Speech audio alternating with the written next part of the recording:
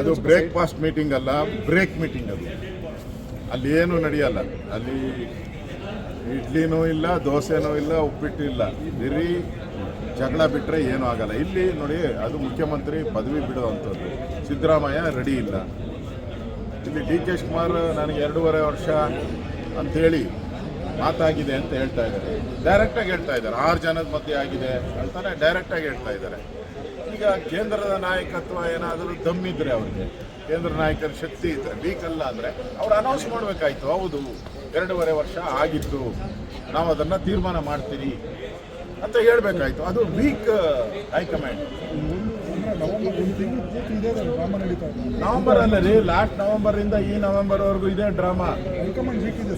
ಪಕ್ಕಾ ವೀಕು. ಅದಕ್ಕೆ ಓಡೋಗ್ಬಿಡ್ತಾರಲ್ಲ. ಸೋನಿಯಾ ಗಾಂಧಿನೂ ಫಾರಿನ್ಗೆ ಹೋಗ್ಬಿಟ್ರು, ರಾಹುಲ್ ಗಾಂಧಿನೂ ಫಾರಿನ್ಗೆ ಹೋಗ್ಬಿಟ್ರು.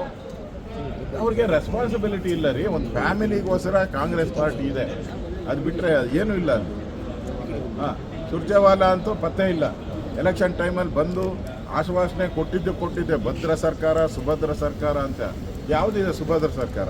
1 ವರ್ಷದಿಂದ ನೋ ಡೆವಲಪ್ಮೆಂಟ್, ಯಾವುದೇ ಡೆವಲಪ್ಮೆಂಟ್ ಇಲ್ಲ, ಏನೂ ಆಗ್ತಾ ಇಲ್ಲ. ಆ ರೀತಿ ಒಂದು ವಾತಾವರಣ ಇವತ್ತು ಕರ್ನಾಟಕದಲ್ಲಿದೆ.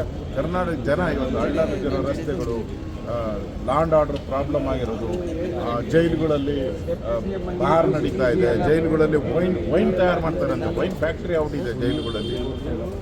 ಇಷ್ಟೆಲ್ಲ ಇದ್ರೂ ಈ ಸರ್ಕಾರ ಕೇರ ಮಾಡಿದ್ರೆ ಇದೆ ಅಂತ ಹೇಳಿದ್ರೆ ಸತ್ತೋಗಿದೆ ಸರ್ಕಾರ.